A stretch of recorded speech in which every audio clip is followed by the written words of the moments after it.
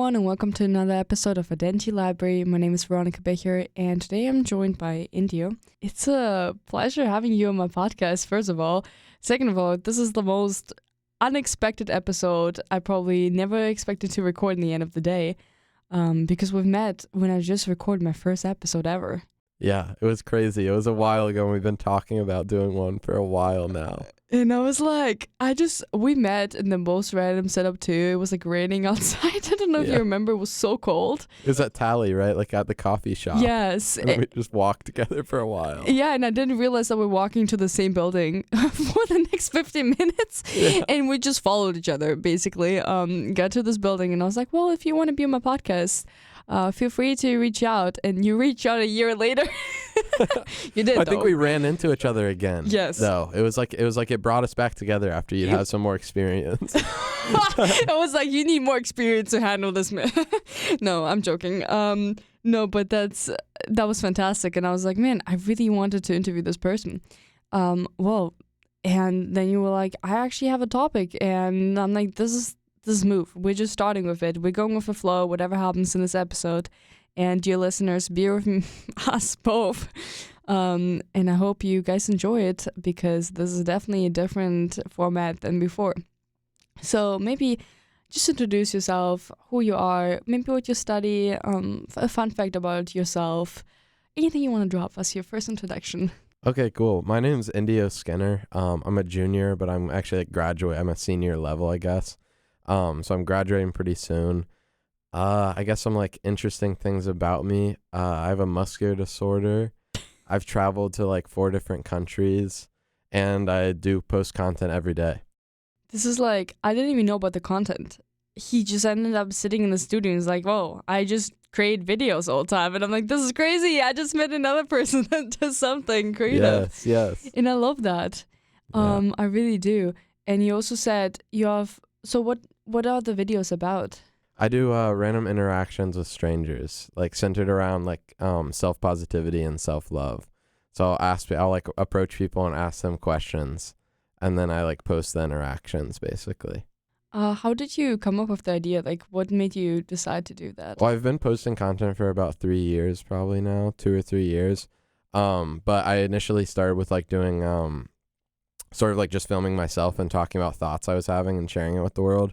And then eventually I was like, I kind of had to hype myself up and get like, I've always wanted to like ask other people. I've always been like a naturally like very curious person.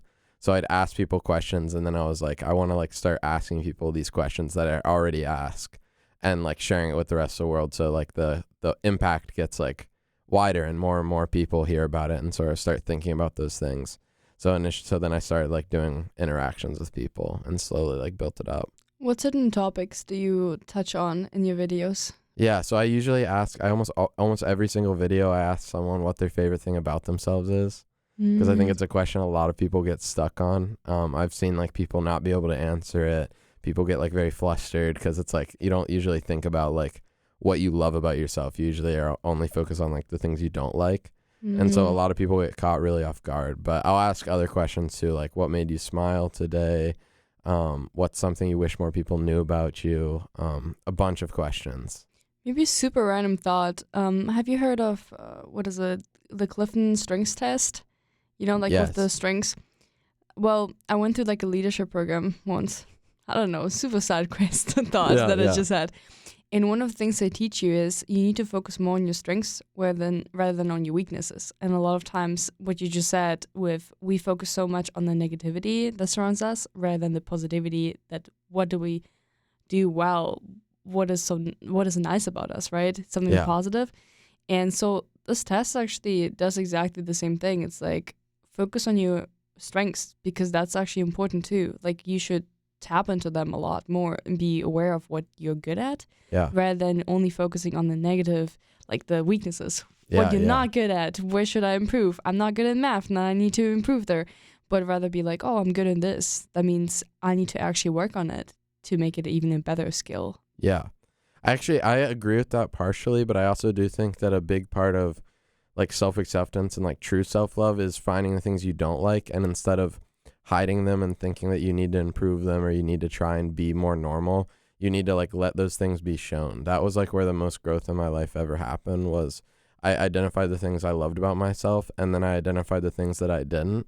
And when I took the leap to show the things that I didn't like so much about myself, that was when I started really feeling like I was becoming like Indio, more of Indio, like on the day to day. A whole person. Yeah, like, or just more like authentically me, I would say. And like I started feeling like more direction, and more like I was approaching new conversations, talking to people more as like truly who I am, rather than like kind of like hiding parts of me and acting as like what I thought normal was.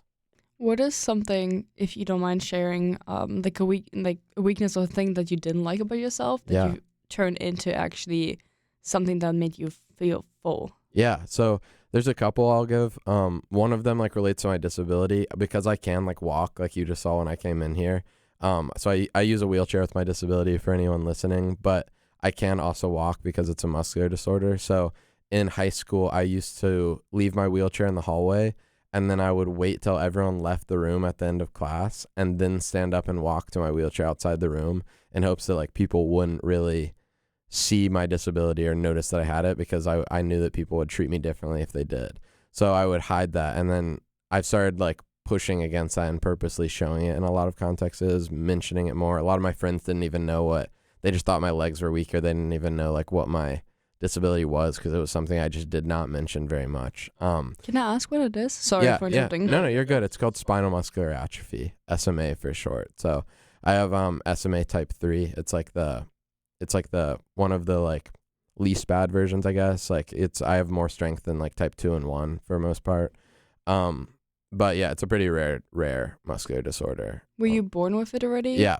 I was born with it, but it's the type of one where, so as my body grew, my muscles didn't grow at the same pace. So like through middle school, when I was going through puberty and everything, I lost a lot of strength. I used to not even like use a wheelchair. But because my body was like growing, it was a lot more support that my legs need to provide, and they were not getting as strong as like what they needed to be for my body. That's interesting. I feel like I have epilepsy. I have like a completely different. It's like the one that it's like it's called Rolando epilepsy, and it's also a muscle issue for me. But for me, it's more like after I have one of my like I don't know attacks, like my muscles tense up, so I can't use them properly. So for the next day, I feel like I can't walk properly, and I need assistance the whole time, or probably a wheelchair, something like that. It was really interesting because it's like. I've never met anyone who has it like on daily basis, because for me it's just like a sporadic thing. Yeah, that's really interesting. I've never heard of that before. It's like my muscles cramp up whenever like I go to bed, or like the first like sleeping cycle and the last sleeping cycle are usually where it is. But it's also like it can happen to people during the day. It just depends like what type of epilepsy type they have actually in the big picture. But that's just interesting, because I feel like the muscle thing, it is kind of a struggle, right? Because there are moments where you feel your body, but you don't at the same time. I don't know. Do you feel this way? It's a little different for me. It's not necessarily my muscles like tensing up like yours. I would say like for me, it's like I can walk, but I can just only walk like a just much shorter distance than a normal person. So it's pretty consistent. I do, because my muscles are weaker, I have more swaying from day to day. Like some days I can walk a good bit farther, but like it's still not like I'm not going to be able to walk like across campus. Like I can walk like through a building, or I leave my wheelchair in my car all the time when I go inside, because like I can walk around my house and stuff fine. But yeah, it's like it's a little more consistent than that, I would say, like where like that kind of like sets you down, like you can't really like do a lot of things. Does it affect your whole body? Yes. Like all your muscles then? It affects my thighs are it's kind of weird how SMA works. My thighs are like very weak in comparison to like a normal person, whereas like certain like my calves make up for the weakness in my thighs and are like pretty like normal strength. Maybe not normal, but like a lot stronger than the rest of my muscles. So like my arms are a lot weaker than the normal person, but they're not holding my whole body up, so I can like still, it's not super noticeable. Could you do sports with that? Is that like not a stupid really. question? No, it's a valid question. Not really. I never really have. I could have probably done like some of the like sports for like, I can't remember what the term is, but like sports for people with disabilities. but I never really got into it. I used to play football some when I was like little. I'd be the quarterback basically. Beautiful. Yeah. No, that's actually, so you still had the experience, right, when you were younger, but it's just like the older you grew, like the less you could, do it, if that makes sense. Yeah, exactly. Like I can still throw a football, but not super far, and like I can't stand for super long to like do it, so it's a little harder.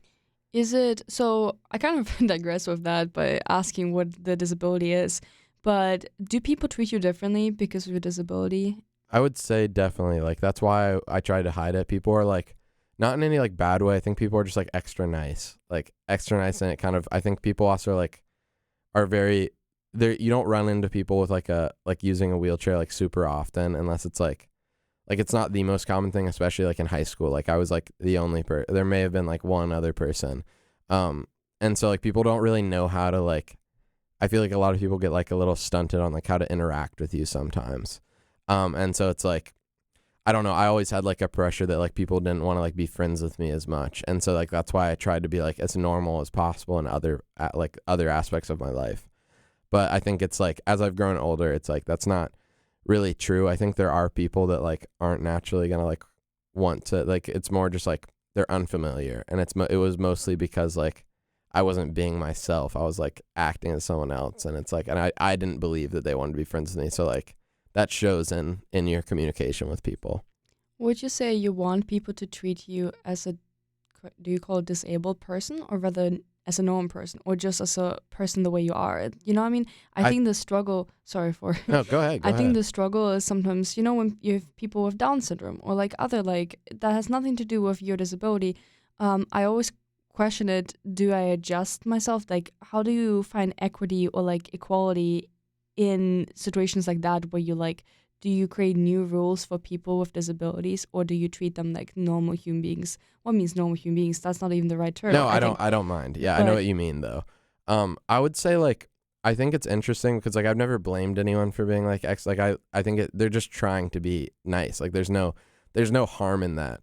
I would say like I think what a lot of people with disabilities would prefer would be and I don't know, I can't speak for everyone, but like for me, like I would rather be treated like completely normal, and then if I need help with something, I'm just gonna ask for help. Like I'll like if I get like stuck in a situation or like something where I like I can't think of a situation off the top of my head, but like I need someone to like, I walk upstairs, I need someone to like carry my wheelchair up the stairs. Like I'll just ask someone for help. I mean, it's obviously nice if once I get to know people, if they just offer, but like I think people are like with disabilities, like you learn very quickly to like ask for help a lot of times. I think that's something I like have been pretty strong at since I was like little. But I don't think I did it as much. I think I did it a lot when I was in school, like with adults. Like I would ask for help when I needed it, but I was scared to like ask my peers, and that's something I've kind of like been able to like work on and feel more confident about. Like I'll ask anyone for help when I need it now. Do you think that made you a more confident person too? Like, yes, I think it definitely did. I think it definitely contributed to my confidence. So I think it's a part of me that like my disability is a part of me. And as much as like, it is a part of me, and like I need to learn to like fully embrace it as a part of me. Like not let it define me, but embrace it as a part of me. Do you think your relationships are still shaped in a different way because of your disability, or are people at this point of your life just treating you as any other human being that they interact with? I think definitely there are relationships I have that are treated differently because of my disability. And I think to a degree, most relationships are, just because like it is, people just have a different, like they want to be extra nice. They want to like, they're a little more on guard sometimes about like what they like say, or like they're going to like try and like help you more than they would other people. But I would say like the people that I'm closest to in my life, and like my closest friends, my closest relationships I have, are all people that I found like don't really treat me different at all. And like they help me when I need help, and they like know what I need help with just because I've known them well, but they don't, I'm just like seen as another normal person. Like they don't treat me like differently. Would you say like your condition will worsen over the years, the more you grow up? It depends. I'm not super sure because I've been on medication, but it's most of the time it's like it stabilizes once you get through like your body growing. So like now that my body's not growing anymore, like my strength has been pretty stable for like a while. That's good. That's actually good to hear. Yeah, it's really Seriously. good. Yeah. And I'm glad that you could able to. Whoa. I'm glad that you were able to find people that understand you and treat you as a just normal human being, because I feel like a lot of times people don't talk about disabilities. It's almost like you treat it as its own category. But when you tap into it, you notice how many people actually have disabilities that are not always visible. I feel like you have one that is more visible to the public, so people know it faster. But there are a lot of like hidden things that just people wouldn't know about one, right? When they meet you. Yeah, and so I think 100%, like yours, for example. Like people might not know about that. No, I don't think like many people do, but it's just, I feel like I struggled a lot with that too, because my issue was I couldn't go for a sleepover with friends, because every single time when I would do that, I would be like, oh no, what if it happens? Yeah, and then it's like more likely to, Yes. maybe it's more likely to happen because you're worrying about it so much, you know? Because I like, my issue is like high emotions, like really like worry or like really extreme emotions dictate the way I feel. So that affects me as a person a lot. And so the probability is higher that it happens if I like feel really like nervous, stressed, etc. Yeah. And so I think at some point I started just like telling people about it whenever I would like sleep over at someone's place or like just hang out. I'm like, hey, by the way, just so you're aware, so you know what to do.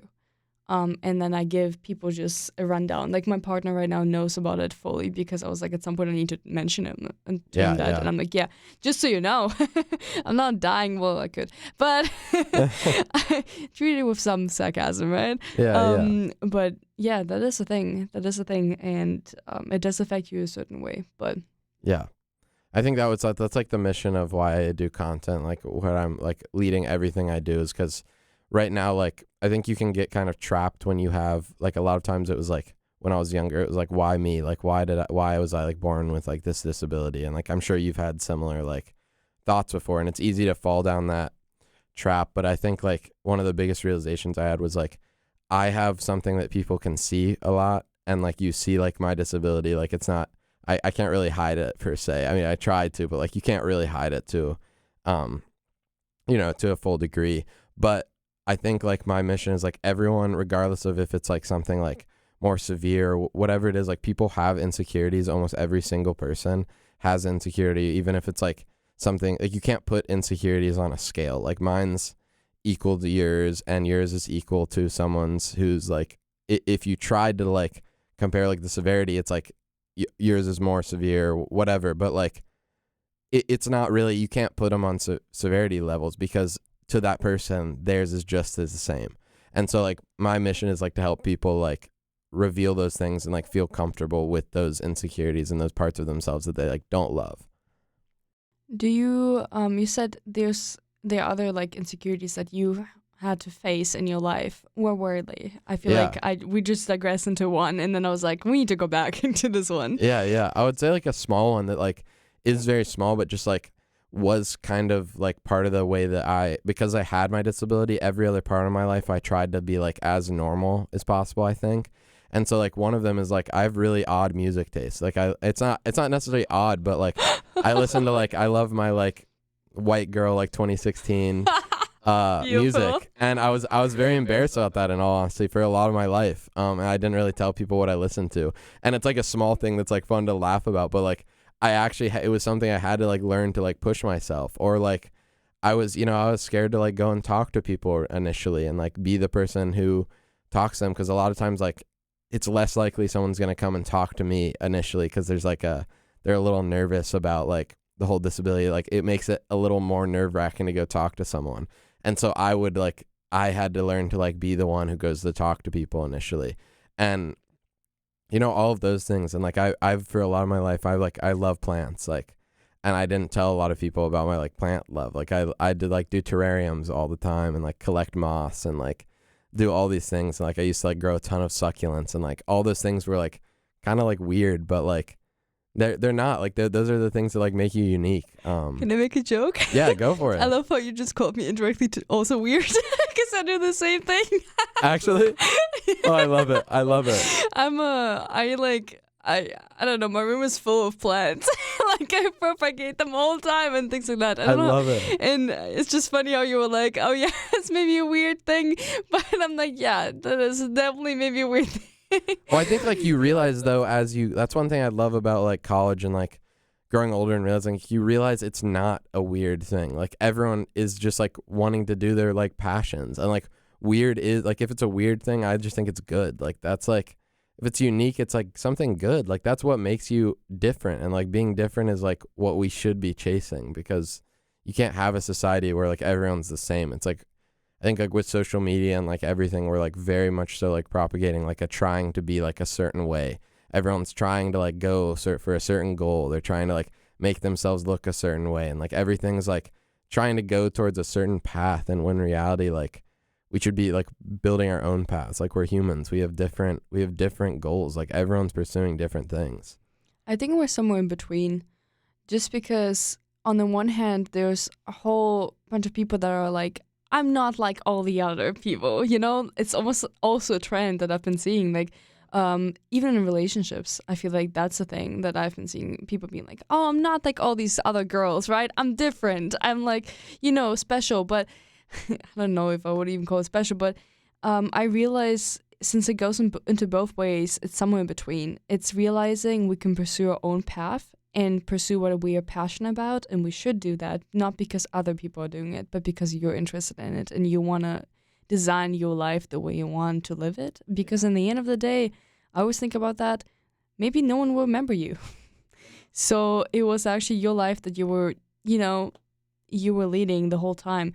But on the other hand, realizing that we do have commonalities, like plant love. Yeah, there we go. And that makes you feel maybe less lonely, because that means you're not just by yourself existing in the world, having all these crazy ideas and thoughts. But there are other people that maybe have similar crazy thoughts or similar hobbies. And it's like finding communities in the small things you love, but at the same time pursuing the things you want to do. I couldn't agree with that more. Like, I think that's why, like, it's so important to be more open about those things. Because, like, if I wasn't open about the fact that I love plants, like, we would have never connected on the fact we both love plants. And, like, that's so important, because that's how you find, like, the people, like, when you connect on something you're very passionate about, that's how you find the people that you, like, really connect with on a deeper level than you can with a lot of certain people, you know? Because, like, you are finding those smaller communities. And I just think it's, like, yeah, it's a beautiful thing. And I think you're completely on point with the social media, because I think it goes both ways. And like, that's like part of what's like, makes like a good and a bad thing. Like it allows people to show like, and find like their niche community, but at the same time, it's pushing a lot of pressure on a lot of people to like be a certain way. But I think what's sometimes missing is the ground or like the opportunity of people pursuing what they love, because society demands a certain norm. And I think if you know the freedom isn't given to you to do whatever you want, and you feel like every single time you do it you get judged, but you do care about it, well, I mean, you can have confidence in like, I don't care, right? Why should I care what other people think? And we shouldn't in most times, but it still bothers you, right? If someone always comments on the way you dress, I don't know, or something like that, it is sometimes difficult, right? Because you need to again adhere to other norms that are given by society, even though you want to be someone else. Yeah. No, I totally agree. I definitely agree. So like, what's like your dream you're working towards? My dream? Yeah. Like in what field? Just like overall, like what are you working, like what are you like motivated to work towards? I think I want to leave. I mean, I know a lot of people say that, but I want to leave an impact. But I think impact in a way, it doesn't have to be grand. Something that I feel like I get inspired about is when I see people being really passionate about one small thing and at least influencing one person. And I think that's my goal sometimes. That's why my podcast exists. I feel like reaching people. And there's this idea, I don't know, I read about it years ago. There used to be a Japanese traveler, like adventurer, who would travel the world in like the 70s, I think. And he would create this installation that is like a cube, and he's sitting inside and drinking tea. And he would put this up in different countries and let other people sit down next to him and drink tea. And so if they would speak the same language or would be able to communicate, they would talk to each other about their life. And I think the idea of being someone who's open to new like experiences, new stories, and new people, I think that's my pursuit. And maybe being able to help through even like in a small community. You don't have to be a social worker, but I feel like even just talking to someone through communication might be like a significant impact on their lives. Oh, I love that. That's really cool. You're gonna have to find and like send me that that story. I'm gonna have to like look at that later because that's actually really cool.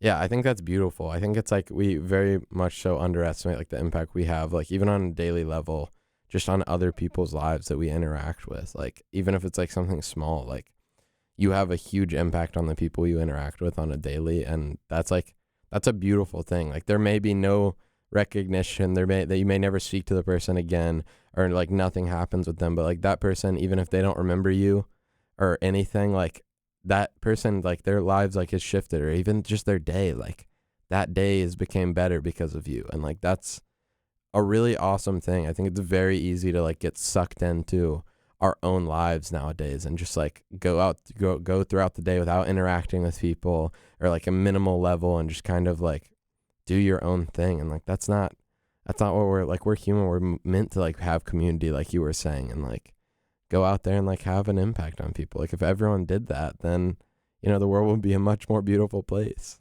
I think a lot of times when people ask, what do? You always bring up your career. But I think your life purpose or whatever you want to pursue in life doesn't have to equate back to your career. It doesn't have to be, it can be connected to it, but you don't have to be, I don't know, you don't have to pursue a certain career and be like, I'm a doctor. That's what I want to do. You can. That can be maybe your purpose in life, but I don't think it has to be connected to your career.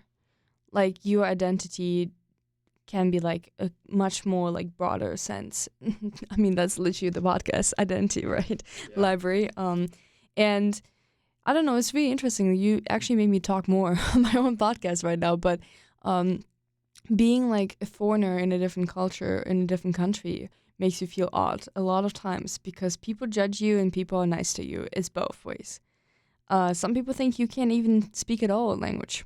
They like transgress into like, oh, you're like a first grader, so I have to speak really slowly. Oh yeah. And it happened to me several so irritating. Happened to me several times. I even was once at a dinner and I didn't know the people there. I got invited to this dinner, and the guy who was sitting across from me would always like point out my accent and would be like, so yeah, Veronica, I'm sorry, I really don't understand what you're saying. I think it's your accent. It's just a little bit too thick, and I just can't pick up what you're saying at all.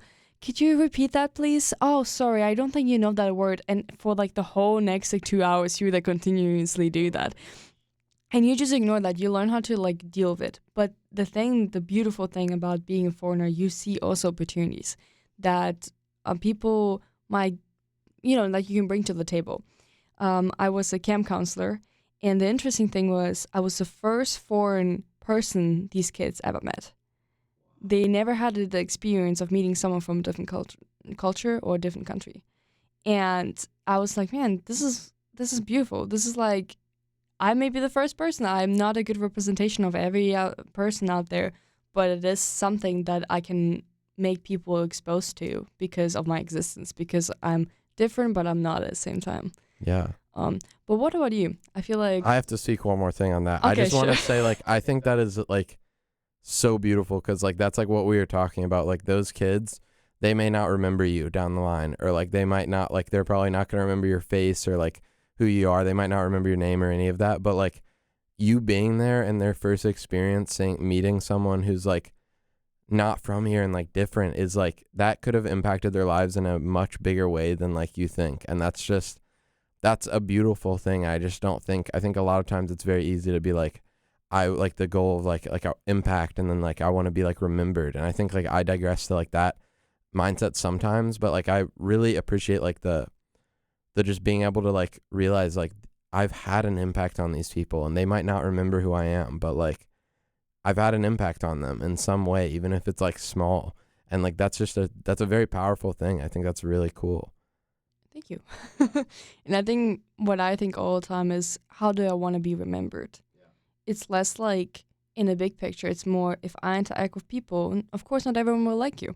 That's normal. That happens, right? You might not like someone else back, and you might not leave an impact at all because maybe the person's not even listening to you. They ask you a question and they never actually listen to your answer. And I think the impact is, how do you want to be remembered by people that are close to you? Like, what is it that you think you would love to have as a trait? And I think working towards these things and working towards these goals is something that I would try to pursue. I don't know if other people do that, but I think that's an important thing to do. How do you think you balance being able to build like become the person that you want to be remembered amongst the people that you care about most, like you're saying? But how do you balance that while also like keeping traits that you think are true to you? So like I don't know if that makes a ton of sense, but like, what I mean is like when I'm trying, like let's say I want to be, I'm trying to think of like a good like term, but like if I want to be a certain way, like how do I know if that's what I truly want to be and how I truly want to be remembered, or like what I think I should be remembered for, and like kind of following like the trends? Because I think it's very easy to like fall into like, oh, this friend, like I really love how they treat people. I really love this trait about them. Like I want to be more like that, but that might not be true to who you are. And so if you start working towards like that, it's like kind of like going away from like who you really should be. But I think the question is our own being a fluid thing, or are we already predestined to be a certain way? Oh, interesting topic. Because that's just the thing. If you're predestined to be a certain way, like let's say you get nervous every single time when you speak in front of people. I don't know. And you say that that's who I am. I'm introvert. I can't speak in front of people. Well, does that mean you can never be able to achieve a certain like outcome? Or does it mean that that's how you are and you should just embrace it? And I think maybe the answer is somewhere in between. You need to be aware, like you said previously, you need to be aware of your weaknesses. You're not good in public speaking, but you want to be better in public speaking. And then I think the question now comes up, why do you want to be better? I think that's the important question of like, yeah, like why do you want to be better? Because if you want to be better just so that other people see you as like someone who's better at speaking versus you want to be better because you just want to be better at it and like it's something that you care about being good at, those are completely different like terms. 'Cause I know plenty of people who aren't good at like public speaking and like have no interest in it. But it's, you know, if one of those people turns around and like then they're feeling pressure from like outside forces that they need to be good at it. And public speaking is kind of a weird topic because like for certain careers you like might just need to be good at public speaking, but like yes. But if you expand it to like other like personality types or like things like that, it's like that's where it's like very interesting. I like that idea of like predestined versus like fluid. And then, but then you can digress. Maybe, I don't know, maybe you need to do a root cause analysis. I feel too business-like right now, but you know what I mean? Maybe you need to understand, okay, why do you want to be actually a good public speaker? Maybe the reason why you want to be like that is because you admire a person or you want to be like someone else, but you actually don't want to embrace your own weaknesses or you don't want to see your strengths, the things you're good at and the things you're bad at. You just want to be like someone else. Maybe you're jealous of someone else. Or maybe you actually just want to, I don't know, be more confident in what you are saying to other people because you think the topic you're trying to present is really important to the world. I don't know. Yeah, exactly. And like if you have a message you want to spread and like you want to become a speaker to spread it, like yes, public speaking, you kind of do need to be good at that because it's important to be able to speak it in a way that invokes the message that you're trying to like give. But so I think it like depends on like with everything you do, it's just like, yeah, like just continue asking like the why, you know, like the, I don't know where it came from, but like the ask why like 4 times and see where it gets you. I think it is like the root cause I think analysis. It is. I think it is, but like it works for like pretty much anything. And like, I think it's like very important to like do that when you're kind of pursuing something to like be able to find out if it's like actually something that you're like intrinsically motivated to do or if it's something that like you're kind of feeling external forces pushing you to do it. Yes, and I think and then I think the question comes up, how much does your environment dictate how you should be? And how much does your environment dictate how you become in the end of the day too?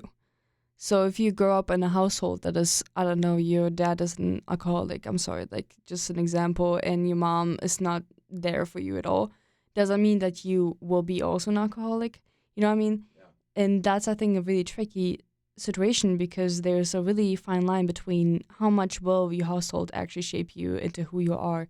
Will you pursue a degree because your parents push you into it, or because you want to get out of it? Like, what certain influences appear in our life that actually shape us and make us the person that we are. Yeah, I mean, it's nature versus nurture, like the big discussion that we've never been able to like fully find out. Like, I don't know. It's a hard one. Like, I mean, objectively, like your environment plays a huge role in what you do. Like, there's been like studies behind that. Like, it does a lot, but you know, there's certain people who have like a very similar childhood, and it's like they both start off in the same way, and they have like a very similar, like even like twins, for example. Like, there's been studies on twins, and like they end up going in completely different directions. Is that because of their environment per se? You can't really say that it fully is, because they went in different directions. Like, I think there is an innate human part of us that's like kind of there, and like I think it does influence. But that being said, like there's a big side of it that is, you know, on the environment. If you're born in an environment, your family is like all doing like bad things, like you're more likely to go down that path, because those are the people you're looking up to, and those are the people who are like influencing you as you grow up. So yeah, it's a very interesting like topic though. And then the question is there a role model that might support you or get you out of there? Yeah. Like, what is if you don't have anyone to look up to, just because of the circumstances you're in, and you're searching for one but you don't, because no one believes in you, because you just give up on yourself. And I think that's also important. I have a really good friend of mine who was studying in Germany with me, and something he said to me that literally stuck with me till today is the biggest probably changes that people go through is when something extreme happens. Like, it can be anything, like your life crisis. It doesn't have to be like something grand that you would see outside, but it can be, I don't know, you're not sure about where to go next. You finish your degree, you don't know what to do. Or maybe, I don't know, someone dies in your family, like something extreme. And whenever something like that happens, you are facing this question: will you move on? Will you change something? Or will you accept it? And I think people grow through actually difficult times, and they evolve more and they become better people because they're out of their comfort zone. And when they are in front of this decision, I think if you make the decision to stay where you are because it's comfortable, you just stick with it and you like accept your fate. And I think that's where you don't evolve and you don't become a person you want to be. But if you like face the issue and you're like, okay, I need to choose something, I need to do something, I need to change the way I behave around people because I want to be a different person, that's where I think your willpower will actually get you there. And I think a deeper question even to like go off that is like, what makes a person have the ability to come out of a really hard situation and say, I want to change, versus I'm going to accept it and stay in that zone? Like, what is that? Is that something that you're born with, or is that something that's influenced by how you were raised?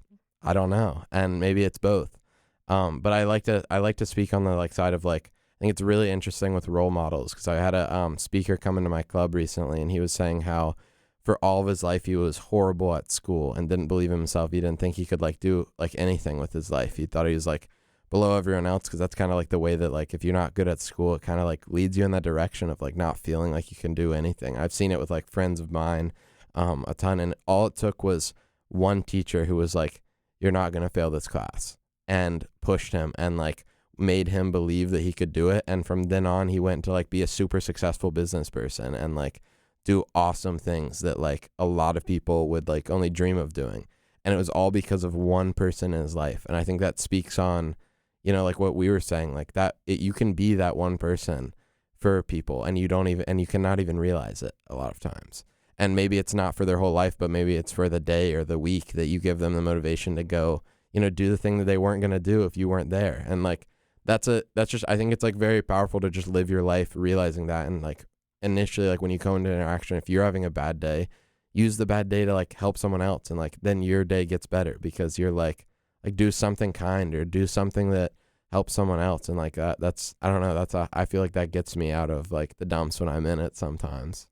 I also sometimes, when I got diagnosed with the whole epilepsy thing, but also I realized that I have a really weak nervous system.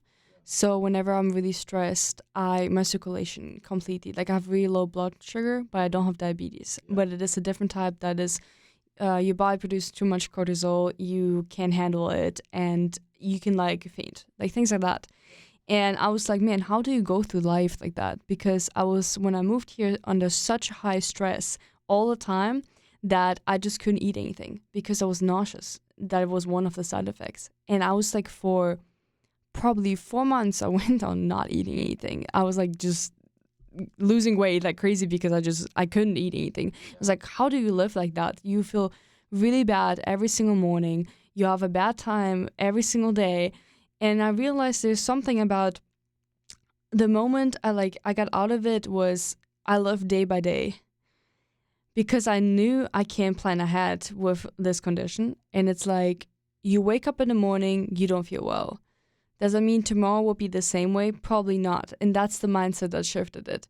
Because when you realize, when you asked me the question, right? You said, how do you get out of really bad situation? Well, if you had previous experiences that it always happened a certain way, well, there are two options. One, you're doing always the same thing. That's why it doesn't get you out. You trying to fix a car with the same process every single time and it doesn't fix it means that you need to fix it somewhere else. And that's what makes it. Or the other thing is, you just have to stop thinking about your past being as the indicator of what's going to happen in the future. I feel like I'm a business person right now in supply chain and being like, your historic data doesn't predict your forecasting. But that's how I feel. And I think I was just living day by day. So I wake up in the morning, I don't feel well. Okay, it's fine. That doesn't mean that I'm going to be feeling the same way tomorrow. So I wake up the next day, oh, today is a good day. So that means maybe tomorrow will be also a good day. So you just don't think about it. You just hope that the next day you wake up will be better. That's really interesting. I really like that. Like the power of living in now. Yeah. I read a whole book on that and it's really cool. Yeah. I think that's just an amazing thing. I would say were you able to, you went months at a time where every day kind of was pretty similar. You wake up not feeling great, not able to eat much. How do you after months shift and be okay, every day for the past 4 months or 3 months or whatever has not been good. But how did you go about shifting the mindset to maybe tomorrow will be better? I think it is kind of difficult, but I think it's no one else can help you. And I think a lot of times when you go through hard times, you have this victim mentality too. I don't know if you've experienced that even with your disability. It's you sometimes even search for someone to help you out of it. And maybe someone can fix me. I don't know, going to a doctor. Maybe the doctor will fix my issue and then I don't have this issue anymore. But the issue is that you put yourself out there you're helpless and someone will help you and you're searching for this person and you think that you can't help yourself. But a lot of times it's you who needs to do the work and accept it. It's after a breakup, super random question, example. Your friends are telling you should not be with this person, stop being with this person. But till you actually make the decision, you will still be hung up on that person. I think it's realizing you have much more power than you might think over your brain, over your mindset. And it's not easy and it's not going to shift on the same day. But what I did, I created routines. I created routines where I wake up much earlier than I usually do. And I shower in the morning because I know that helps with my circulation. And I drink a tea. And this sounds really odd. But because I had these routines, it felt like I was more grounded because I stuck with my routines every morning, no matter how I felt. And that brought in certain habits that helped me get through the day because I would do certain things every single time over and over again. Yeah. And at some point I wouldn't think about it. I would just do it. And I'm like, oh, I feel better if I do this. Let's just do it and continue working through it. That's pretty awesome. That's really cool. Sorry. I feel like now it became the episode about Veronica's life. No, but how about you? I feel like I asked you the question and you were like, I need to ask you something else. I do not remember what the question was. And my brain is right now working ready for 50 minutes thinking, I wanted to know that answer too, to his answer. How do you How do you feel like, what helps you to get through the day when you have a hard time?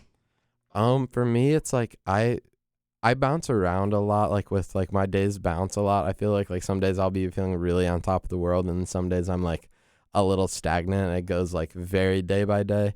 I feel like that's just like how I am. I get like very excited about things and get like really motivated for it. But I think for me, it's like, it's something I think I need to work on, is like sort of accepting that some days I'm just not going to feel as good. And like, I think I have a tendency to like, when I feel really good or I feel very motivated and like very passionate, I set that bar at like the very top. And then when the next day comes and I don't feel as motivated, I start beating myself up over the fact that I like am not at that same level that I was. And so like, it's been like a big thing of just like accepting that like, I'm not going to feel like it when emotions hit me or whatever. Like if I wake up and I just don't feel as good or I feel extra stressed or something, like just accepting that that's okay and moving on with my day. And then knowing like you were saying, like exactly what you were saying, like knowing tomorrow could be completely different. And that's just like how it is. There's this Russian saying that people say all the time whenever you, or like a proverb, whenever you have a bad dream, you basically say that you have to say the saying. It's like the night will go, or like the day will go and you will move on, type of thing. And what it means is just not every night will be the same. And so next night you might not have a bad dream anymore. So that's just the idea behind it, at least. How do you say it? My brain is like shutting down on languages right now. I'm like, no, this is bad. Kuda noć tuda son. What means where the night goes, there the dream goes too. Oh, I love that. Because a day can repeat, but a night probably won't. Yeah. So the dream goes where the night goes too. Dang, I love that. That's awesome. So I think that's how you sometimes need to see the day too, especially when you have a routine. It's really bad. Like, imagine you have like the same routine every single week through schoolwork or work in general, and then you like feel like you just feel unmotivated and you feel bad every single time. But I think and that's a different topic a little bit, but I think what happens over time when people get older, they fall into this routine and they don't try new things. And because they don't change up their routine, what happens? They just get into this monotone feeling of everything is the same and I don't feel happy all the time. Or what I have sometimes, and I don't know how to deal with that sometimes, I chase the happiness of doing something that is so unexpected or outside the box that I get upset when it's not the case. Oh, that's interesting. Yeah. Like you can't always like challenge yourself or like do something that's like as new, as crazy or new. Yeah, like it's like if you don't have that, it feels like something's wrong. Yeah, like no side quest for the day. Like your weekend is just bland. You just study, you feel like, oh, I didn't do anything, and then you search for, is there an event, can I do something, and then nothing comes up and you get super frustrated. You're like, this is just like a normal Sunday. Yeah, and I think, I don't know, have you ever experienced something like that? I definitely think that's like something I honestly, I really admire people who like chase that every day. I think I do it on a much smaller scale, and I definitely like do it, but I don't know. I think I want to like chase more like experiences. Like one of my biggest goals is to like, I really want to like travel and like do a solo travel and go to a different country. Just because I think it's like I think it would be a very hard experience for me, but I think it'd be like very good. I feel like I remembered now, and I asked what you asked me. You asked me, what is the purpose, like my purpose in life, or rather, what am I chasing in life? And I was like, I want to know what you're chasing in life. And then you like partially answered, maybe like, sort of. What that's do you more do? of just, I think that's a step to what I'm chasing. But what are you chasing? I think what I'm chasing is to be able to like sort of what we talked about earlier. Like I just want to help as many people as possible. Like have some of those realizations that I've been able to have that have helped me accept like who I am and a lot of the things that I don't necessarily love about myself. Like my big thing is you have to identify what you love about yourself and then show the world the things you don't love about yourself, because those are usually the things that like hold you back from being like truly you, I think. That's my opinion on it. And I like that's my goal, and I think for me to be able to do that, like I have to, part of what I want to do in my growing and like growing as a person is like putting myself in those uncomfortable positions of like going to a new place where I don't know anyone and I don't know how to speak the language or anything like that, and like being very uncomfortable. And like a lot of those insecurities I have would come back up if I went to a new place where I don't feel as comfortable. Like I know how to interact with people like in the US and like around here like very well. Like I'm used to it. Obviously there's ways I can push myself, but like I push myself all the time with content, but like there's something about like going to a new country and somewhere that I'm like so unfamiliar with, and I'm so like alone in it, that like a lot of those insecurities that are like repressed but like still there, like I've worked a lot on them but they're still there, are gonna like come back up. And I think that would be the step I need to take to like finally be able to like let go of them. So like I think it would be really hard for me for like a couple weeks or a couple months, and then I would be able to finally let go of like these insecurities that are like still there in little pieces. That's interesting. I was like never thinking about the cultural difference that comes with your insecurities. Because I think my insecurity was already speaking a foreign language to begin with. That was the thing. But then when I moved, I realized that the insecurity can be mitigated completely, maybe even eliminated in the big picture. And that is kind of a thing, like being true to yourself. Like I love talking to people. Like I really like communication in general with strangers. But I get really nervous sometimes. Well, I used to be so introverted. Oh my gosh, I was the most introverted kid in middle school. And I realized how much I love talking to people, but I'm scared. And I think that is an example maybe of things you want to do and how you want to be, even though you don't have it yet. Exactly. I was thinking the same thing. Like back on what we were talking about a second ago, like you changed that because it was something you love doing, but you like need to grow a lot to be able to do. And I think that's the same with strengths. I think a lot of times people forget it's not about talent. Like, you know, when people say, oh, you're such a good public speaker. Well, I've worked on it. It's not like you are born with everything you think. Even with your talents that you're born with, yeah, maybe it's easier. But I think your strength equates talent plus work. Yeah, 100%. You may be just more ahead than others just because you have a talent for something more than, or like it is your strength. But that doesn't mean that you don't have to put in work. Yeah, I totally agree. So that's just something that, and then, you know, you'd always talk about things that you don't like about yourself, right? And you said you should embrace it. But what if you embrace it, but people always correct you and tell you, why are you worried about that? You're perfect.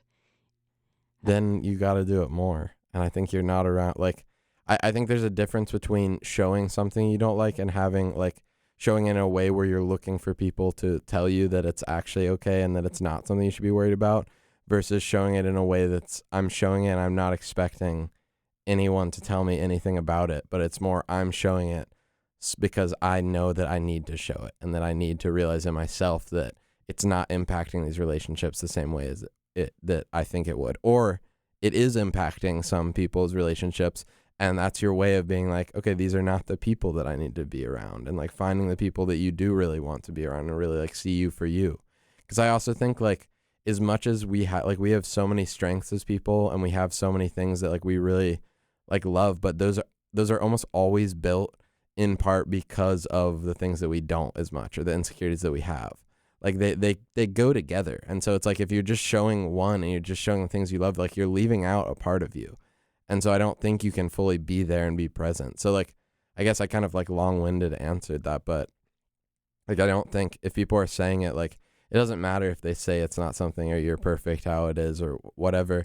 If it bothers you, then like you need to show more people. And it doesn't really like correlate to what other people think. It's just about what you think about it.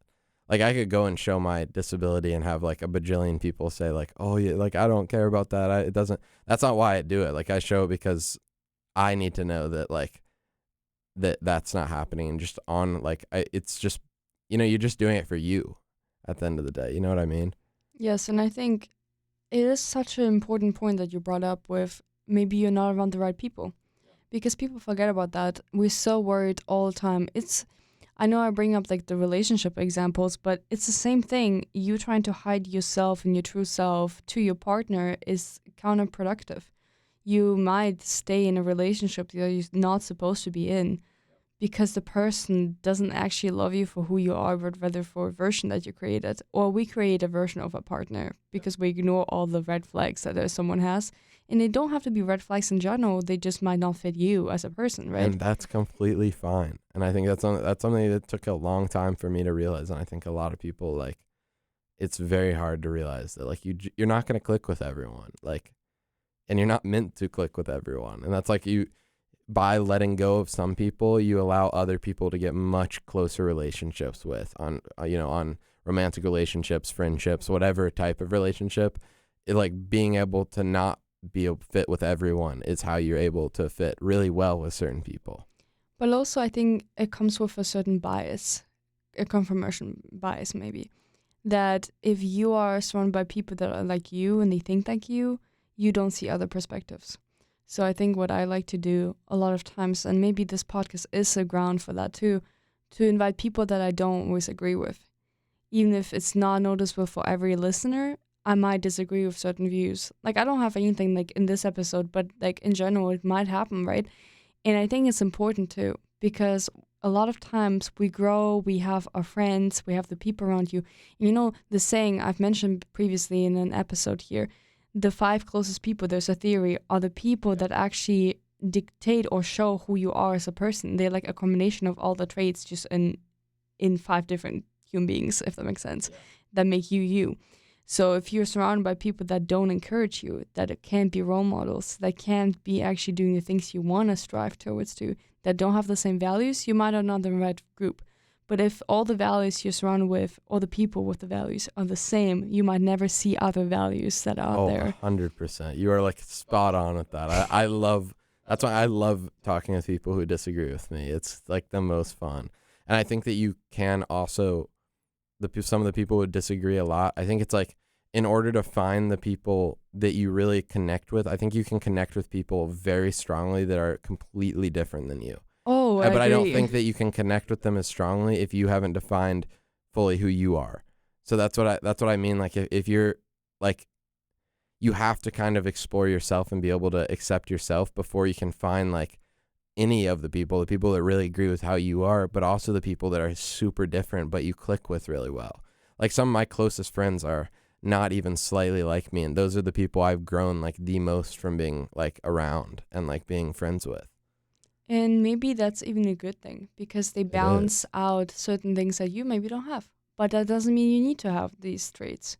You have other people around you that do have it. You have this one friend who will tell you to your face that this one t-shirt looks really ugly on you and you need this one person. If you can't be the person, you have to find a person that will do that for you. Yeah. And I think there's also a misconception about people disagreeing with your opinion or with your views.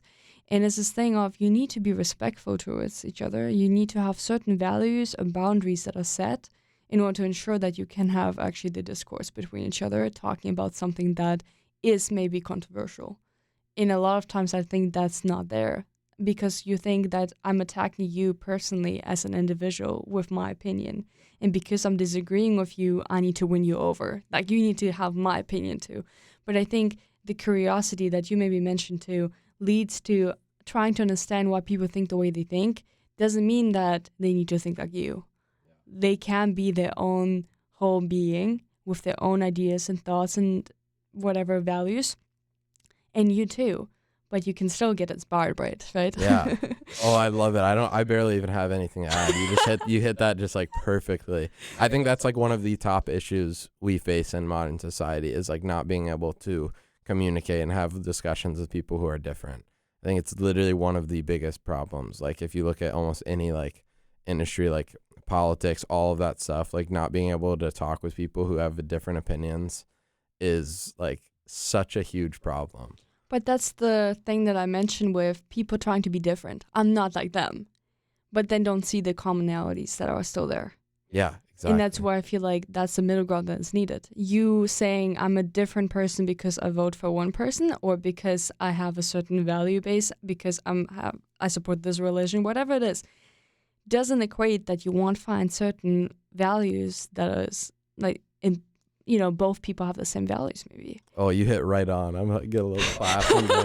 Oh my gosh, I love it. That's beautiful. Yeah, I completely agree.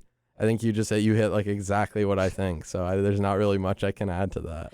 Oh my gosh, this episode is crazy. Would you like to leave the listeners with like a last thought, maybe advice in life, something that you feel like you would love to share on this podcast? I think like the last thing I'll mention is just like find something kind of like that we talked about, like find something that you love and pursue it every day in an uncomfortable way.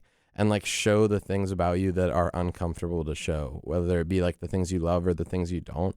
Show people the things that make you uncomfortable and go out of your way to do things that feel scary, because that's like the number one way to grow, like we've talked about, is like doing things that require you to change and doing things that scare you. Thank you so much. I love that. That was so good. And thank you so much for being on the podcast. I hope the listeners enjoyed it. I enjoyed it a lot. I had a blast. That was so good. That was like a good deep talk. I love that. And I love the ideas and how open you were towards all these topics. And even like when I was like coordinating with you about this episode, you were like, just ask me anything. I'm like open for it. And I'm like, I love that. That's like the open-mindedness I like value in people sometimes, and it's really helpful for this episode too. Thank you so much for hosting it. I had a blast. Thank you. So I wish everyone a great day, and thank you so much for listening to another episode of Identity Library.